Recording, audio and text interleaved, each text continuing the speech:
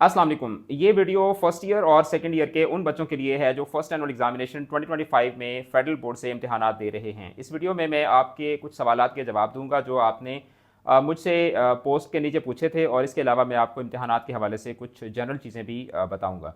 तो जो आपने मुझसे सवालात पूछे थे उसमें कुछ सवालात तो आपने रिक्वेस्ट की थी कि सर उर्दू और इंग्लिश के हवाले से फ़लाँ फ़लाँ जो क्वेश्चन है उसके ऊपर वीडियोज़ बना दें। तो वो नेचुरली जो आपने मुझसे सवालात किए थे तो उसके ऊपर मैं डेफिनेटली वीडियोस बनाऊंगा और वो मैं आपके साथ शेयर करूंगा, और उसके ऊपर मैंने काम करना स्टार्ट भी कर दिया है।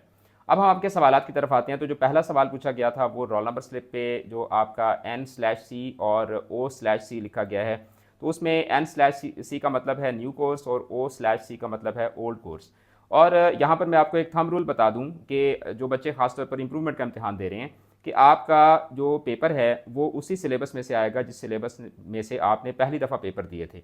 और जो बच्चे पहली दफ़ा फर्स्ट ईयर का इम्तिहान दे रहे हैं तो आपका जो पेपर होगा वो नए सिलेबस में से होगा जो कि इस साल से 2025 के साल से इम्प्लीमेंट हुआ है। उसके बाद जो अगला सवाल बच्चों की तरफ से पूछा गया है वो ये पूछा गया है कि क्या इस साल चूँकि फर्स्ट ईयर का सिलेबस जो है वो तब्दील हुआ है, तो क्या इस साल जो पेपर्स हैं वो मुश्किल होंगे या पेपर जो है वो इस साल आसान होंगे। तो अगर हम लोग नाइन्थ के पेपर्स की बुनियाद पर अगर मैं बात करूँ तो नाइन्थ का भी इस दफ़ा चूँकि सिलेबस जो था वो तब्दील हुआ था, तो नाइन्थ के पेपर्स जो थे वो काफ़ी आसान बने थे। और नाइन्थ के पेपर्स के अंदर मॉडल पेपर्स जो हैं उनको काफ़ी बुनियाद बनाया गया है, और मॉडल पेपर्स जो हैं उसका जो एक तरह से कह सकते हैं कि सीक्वेंस था उसको काफ़ी ज़्यादा रिपीट किया गया है पेपर्स के अंदर। लेकिन अब ये नहीं कहा जा सकता कि फ़र्स्ट ईयर के अंदर भी उसी चीज़ को मलहूज़ खातिर रखा जाएगा, क्योंकि मैट्रिक और इंटरमीडिएट के अंदर जो है वैसे भी ज़मीन आसमान का फ़र्क होता है। मैट्रिक की बुनियाद पर HSSC के मतलब कोई भी क्याफ़ा आराई करना या कोई भी तखमीना लगाना ये कोई एक अच्छी चीज़ नहीं होती। तो इसलिए फ़र्स्ट ईयर के जो बच्चे हैं मैं उनको यही सजेस्ट करूँगा कि आप अपने सिलेबस को एक बड़े होलसम तरीके से तैयार करें, लेकिन आप मॉडल पेपर के अंदर जो क्वेश्चंस जो है वो रिफ्लेक्ट हुए हुए हैं उनको भी एक नज़र ज़रूर तैयार कर लें, यानी उसको आपने बिल्कुल जो है वो इग्नोर नहीं करना। और जो सेकंड ईयर के बच्चे हैं आप लोगों के पास एक प्रेसिडेंट मौजूद है, यानी आपके पास पास पेपर्स मौजूद हैं। फर्स्ट ईयर वाले बच्चे जो हैं उनके साथ सबसे बड़ा प्रॉब्लम ये है कि आपके पास कोई पास पेपर्स वगैरह मौजूद नहीं है जिनको आप स्टडी कर सकें या जिससे आप अपने पेपर्स का एक रिदम या एक पैटर्न जो है उसको आप क्रैक कर सकें या आइडेंटिफाई कर सकें। लेकिन जो सेकंड ईयर के बच्चे हैं उनको मैं ये सजेस्ट करूँगा कि आपने जो पास पेपर्स हैं उनको एक नज़र देखना ज़रूर है, और देखने का जो मकसद है वो उन सवालों को रटना नहीं होना चाहिए, बल्कि उससे आपने ये देखना है कि कौन से टॉपिक्स हैं जिनमें से एग्जामिनर बार बार जो है वो सवाल पूछ रहा है। तो आपने उन टॉपिक्स को ज़रा अच्छे तरीके से एक कॉन्सेप्चुअल तरीके से आपने जो है वो उन टॉपिक्स को तैयार करना है। और इसी तरीके से MCQs में चूँकि आपके जो साइंसेज होते हैं उसमें आपने देखना है कि कौन कौन से टॉपिक्स हैं जहाँ से आपसे बार बार सवाल पूछे जा रहे हैं। जिस तरह केमिस्ट्री है तो आपने ये देखना है कि आपसे अगर मोलर मैथ्स पूछा जा रहा है तो मोलर मैथ्स का जो क्वेश्चन है, जो टॉपिक है उसमें से सवाल अगर एग्जामिनर पूछता है तो वो किस तरीके से पूछता है। या मैथमेटिक्स है या बायोलॉजी है तो उसके एक सर्टन टॉपिक में से एग्जामिनर जो है वो जब सवाल बनाता है तो वो किस तरीके का सवाल बनाता है। तो आपने अपने आप को उसी तरीके के जो क्वेश्चन हैं उसके लिए आपने अपने आप को जो है वो तैयार करके जाना है। एक तो ये चीज़ होगी। फिर उसके बाद सेकेंड ईयर के बच्चे जो हैं वो एक सवाल पूछते हैं एग्रीगेट के मतलब, ठीक है, कि अगर लेट सपोज फर्स्ट ईयर में आपके जो नंबर्स हैं क्योंकि आपके पास यहीं पर मैं आपको ये बता दूं कि जो आपकी पासिंग परसेंटेज है वो 33% है, ठीक है। यानी कि 33% अगर आपके नंबर बनते हैं तो आप उस पर क्या हो जाते हैं, पास हो जाते हैं। अब यहीं पर 33% के ऊपर जो है मैंने इसके ऊपर एक चार्ट भी बनाया था, वो हमने अपने व्हाट्सएप चैनल के ऊपर अपलोड भी किया था। वहाँ से जाके आप वो चार्ट जो है उसको डाउनलोड भी कर सकते हैं, और मैं कोशिश करूँगा कि मैं यहाँ पर चैनल के ऊपर भी वो चार्ट जो है वो दोबारा से अपलोड कर दूंगा ताकि आप उसको देख लें। या ये वीडियो जब एडिट होगी तो आई विल ट्राई कि मैं यहाँ पर, अगर तो ये वीडियो एडिट हुई तो फिर यहाँ पर आपको वो चार्ट भी नज़र आ जाएगा। आपको यहीं से ही आप देख सकते हैं कि पर सब्जेक्ट जो है वो, यानी हर सब्जेक्ट के अंदर आपके पासिंग मार्क्स जो हैं वो कितने होते हैं। अच्छा, अब यहीं पर एग्रीगेट के मतलब एक सवाल पूछा जाता है कि जैसे फर्स्ट ईयर के अंदर अगर एक बच्चे ने जो नंबर लिए वो 66% थे, यानी 100 नंबर का एक पेपर है। अब बच्चे ने 100 में से 70 नंबर ले लिए, और वही सब्जेक्ट जो था उसका 100 नंबर का पेपर उसने सेकेंड ईयर में देना था। अब सेकेंड ईयर में अगर वो बच्चा जो है वो 5 नंबर भी लेता है, ठीक है, 5 नंबर भी लेता है, तो उसने ऑलरेडी 70 नंबर लिए हुए हैं, तो टोटल उसको 200 में से कितने नंबर चाहिए पास होने के लिए, उसको 66 नंबर चाहिए, ठीक है। तो वो बच्चा ऑलरेडी जो है वो क्या है, वो ग्रीन लाइन में है, यानी कि वो बच्चा पास है। लेकिन यहां पर एक सवाल बच्चे ये पूछते हैं कि अगर मैंने फर्स्ट ईयर में लेट सपोज 66 नंबर लिए हुए हैं, क्योंकि मुझे एक सब्जेक्ट जिसके टोटल 200 मार्क्स बनते हैं जैसे इंग्लिश है या उर्दू है, अब उसको पास करने के लिए आपके मिनिमम जो नंबर्स हैं वो 66 होने चाहिए अगर 33% की पॉलिसी होती है। तो एक बच्चा कहता है कि अगर मेरे फर्स्ट ईयर में 66 आ जाते हैं, सेकंड ईयर में मैं पेपर ही नहीं देता, तो क्या मैं पास हो जाऊंगा? तो ऐसा नहीं होता, आपको सेकंड ईयर का पेपर देना पड़ेगा। ठीक है, पेपर में आपको अपीयर होना पड़ेगा, और उसके बाद जो है वो आपका जब रिजल्ट आएगा तो उसमें फिर जो है वो आप पास हो जाएंगे। ऐसा नहीं होता कि आप पेपर ही ना दें, मतलब ये तो फिर यही होगा कि फर्स्ट ईयर में आप पढ़ के अच्छे अच्छे तरीके से आप फर्स्ट ईयर में नंबर लेने, और सेकंड ईयर का आप कहें जी मैं सेकंड ईयर में पढ़ता ही नहीं हूँ, तो फिर इतनी भी लुट जो है वो नहीं मची हुई। तो ऐसा नहीं होता। अच्छा, उसके बाद फिर बच्चे जो हैं वो जो इस वक्त सेकंड ईयर में हैं वो कह रहे हैं कि जी पीबीए की तैयारी हम किस तरीके से करें। तो पीबीए की तैयारी आप बिल्कुल वैसे ही करें जिस तरीके से आपने फर्स्ट ईयर में पीबीए की तैयारी की थी। जो टॉपिक्स आपके इंक्लूडेड हैं उन्हीं टॉपिक्स को आप टॉपिक वाइज आप उनको तैयार करें। पीबीए का मतलब बेसिकली पीबीए क्या है? पीबीए बेसिकली आप यूँ समझ लें कि आपका शॉर्ट क्वेश्चन का एक पेपर होता है। पीबीए में अब वो पहले वाला सीन नहीं है, सिंपल आप यूँ समझ लें कि आपकी जो टॉपिक्स गिवन हैं आपने उनको इस तरीके से तैयार करना है कि आपका शॉर्ट क्वेश्चन का एक कॉन्सेप्चुअल पेपर है। बस इस पॉइंट ऑफ व्यू से आपने जो अपने पीबीएस हैं उनको आपने तैयार करना है। फिर उसके बाद अगेन वही सवाल पूछा गया बच्चों की तरफ से कि पेपर हमारे मुश्किल होंगे या आसान होंगे, क्योंकि पिछले साल जो सेकंड ईयर का रिजल्ट था वो बहुत बुरा आया था और बच्चे इवन रोड्स पर भी आए थे, और उसमें भी यही था कि पिछले साल पेपर बुरे नहीं आए थे, पेपर अच्छे थे। ठीक है, मतलब मैथ का जो पेपर था उसमें एक दो क्वेश्चंस थे जो जिनकी वैल्यूज़ गलत थी, मुझे याद है, मैं क्योंकि पेपर्स का एनालिसिस भी जब पेपर होते हैं तो फिर हर पेपर का एनालिसिस भी मैं कर रहा होता हूँ, तो मुझे तो सारी कहानी याद होती है। पेपर अच्छे हुए थे लेकिन रिजल्ट जो था वो बुरा आया था। तो बच्चे इस दफ़ा दे आर वेरी स्केयर्ड कि कहीं पिछले साल की तरह का रिजल्ट तो नहीं आएगा।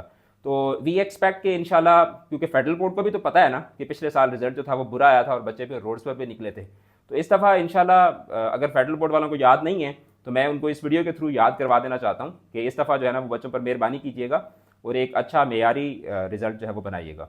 बाकी ये है कि मैट्रिक वालों की जो पेपर्स की मार्किंग है, कुछ बच्चे मैट्रिक के हवाले से भी सवाल पूछ रहे थे कि हमारी पेपर्स की मार्किंग जो है उसका क्या सीन है। तो आप लोगों की पेपर्स की जो मार्किंग है वो स्टार्ट हो चुकी भी है। ठीक है, जैसे ही आपका पेपर होता है तो पेपर के तकरीबन 3-4 दिनों बाद जो है वो आपके पेपर जो है वो मार्किंग के प्रोसेस में जो है वो चले जाते हैं।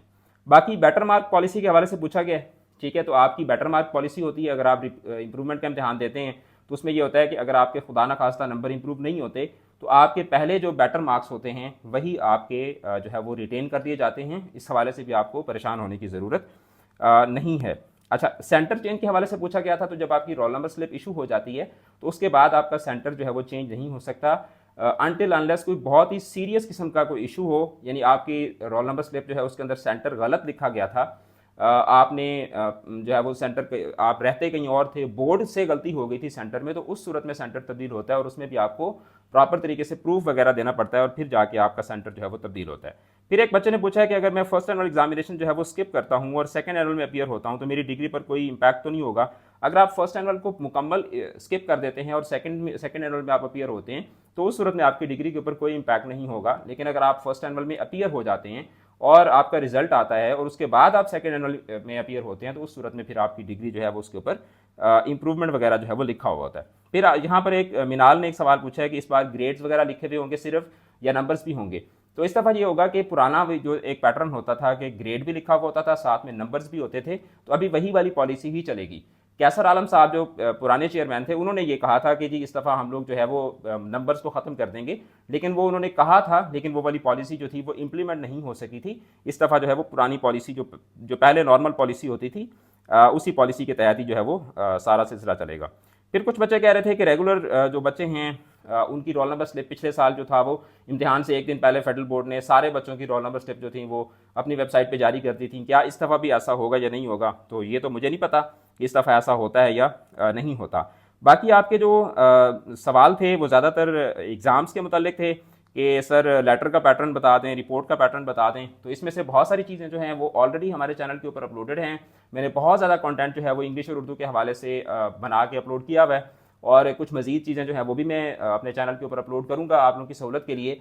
और मज़ीद अगर आपने इंग्लिश और उर्दू जो है उसकी लाइव क्लासेस अगर आपने लेनी है और अगर आपने नोट्स वगैरह हमारे हासिल करने हैं जो स्मार्ट नोट्स हैं, तो उसके लिए आप इंग्लिश कीज अकेडमी के जो इस साल के क्रैश कोर्सेज़ हैं वो आप ज्वाइन कर सकते हैं। उसमें 200 MCQs जो हैं उसकी प्रैक्टिस भी करवाई जाएगी। आपसे पहले टेस्ट दिया जाएगा 200 MCQs का, फिर उसके ऊपर आपको 2 आवर्स का एक डिटेल्ड एनालिसिस सेशन भी दिया जाएगा और आपको 4 आवर्स की एक लाइव क्लास भी दी जाएगी जिसमें सारा सिलेबस जो है वो आपको रिवाइज भी करवाया जाएगा। तो वो भी आप ज्वाइन कर सकते हैं। और बाकी चैनल के ऊपर जो है वो कंटेंट भी अपलोड किया जाएगा।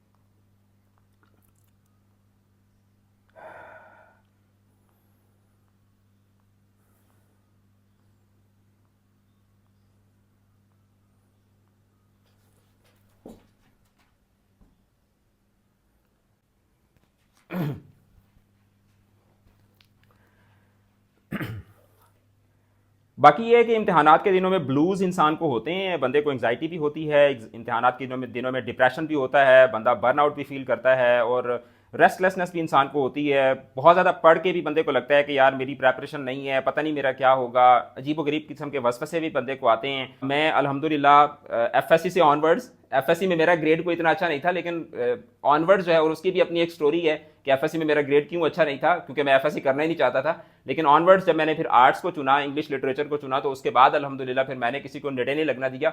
अल्हम्दुलिल्लाह बीए से लेके एमफिल तक जो है वो मैंने अपने यूनिवर्सिटी को, अपने कॉलेजेस को टॉप किया है। लेकिन उसके बावजूद भी जब मैं पेपर के लिए जा रहा होता था तो मेरे अंदर वो एक एंग्जाइटी और वो होता था कि यार आज मेरा पेपर है। और ये चीज़ आपके अंदर होनी चाहिए। ये जो आपके अंदर रेस्टलेसनेस होती है इम्तिहान को लेकर, दिस इज़ क्वाइट नॉर्मल। ये आपको एक टॉपर बता रहा है कि ये जो आप फील कर रहे होते हैं ये बिल्कुल नॉर्मल है और आपको ऐसा फील करना चाहिए। सिर्फ जो बेवकूफ़ होता है ना, उसको इम्तिहान का खौफ नहीं होता। ये मैं आपको बिल्कुल आपको मैं रियलिटी बता रहा हूँ। जिसको इम्तिहान का कोई खौफ नहीं है, इसका मतलब ये है कि वो इम्तिहान के लिए या तो वो बिल्कुल तैयार नहीं है या उसको पता ही नहीं है कि वो इम्तिहान के लिए जा रहा है। तो इसलिए ये जो आपको इस वक्त बेचैनी सी महसूस हो रही है, ये दिस इज़ क्वाइट नॉर्मल। लेकिन इसको आपने अपने ऊपर तारी नहीं होने देना, ठीक है। तो अपने आप को रिलैक्स रखें और आपका फोकस जो है वो आपकी प्रेपरेशन पर होना चाहिए। अपना 100% दें और बाकी अल्लाह ताला की ज़ात पर छोड़ दें। अल्लाह ताला की ज़ात जो है वो आपकी एक एक मेहनत को, एक एक आपका जो आउंस ऑफ हार्डवर्क है ना, अल्लाह ताला की ज़ात उसको देख रही है और अल्लाह ताला की ज़ात आपकी मेहनत के एक एक जर्रे का आपको नेमल बदल देगी। और अल्लाह ताला की ज़ात जो है वो मेहनत करने वालों का जो अजर है उसको बिल्कुल भी ज़ाया नहीं करती। एक पर्पसफुलनेस के साथ जो है वो आपने प्रेपरेशन करनी है और आपने अच्छे तरीके से एक नेक नियति के साथ, एक नेक मकसद के साथ आपने पेपर्स देने हैं, तो अल्लाह ताला आपको ज़रूर कामयाब करेगा। तो आई विल ट्राई के इम्तिहानात का आपका जो पूरा ये जो एपिसोड होगा, इसमें हमेशा की तरह I will be standing with you. जितना मुझसे हो सकेगा मैं आपको इस इम्तिहानात के इस पूरे एपिसोड के अंदर हमेशा की तरह सपोर्ट करने की कोशिश करूँगा। अल्लाह ताला आपका हामी और नासिर हो। खुदा हाफिज़।